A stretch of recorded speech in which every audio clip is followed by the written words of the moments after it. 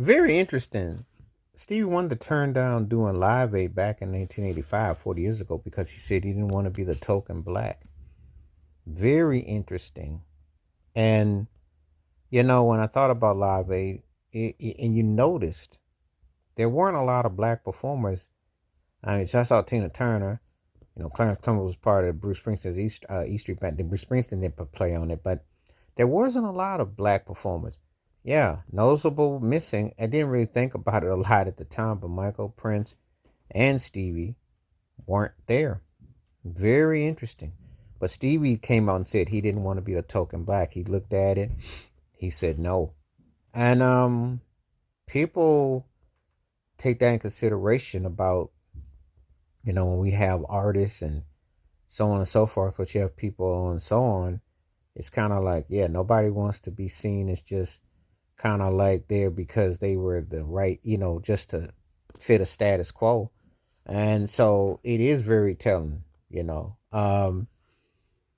that was that particular era in the 80s in popular music where one got the spotlight at a time. It was very political driven. Um, Very sad. And that's a reality that wasn't that long ago. To have seen that up close and personal.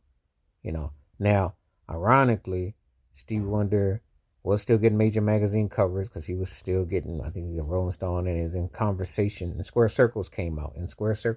Part Time Lover was a big hit, you know. But, it's what he was saying about it. Because it's a good old boys club. And despite his dominance, it wasn't reflective of others. And it's true.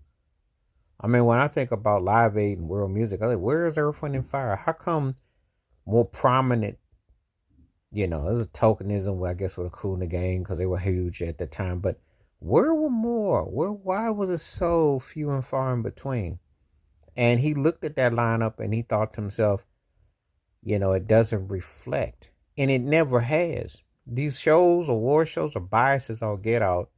You know, um, I can forgive generations from the past. So I have a problem with younger generations coming to these shows today and they don't demand more diversity.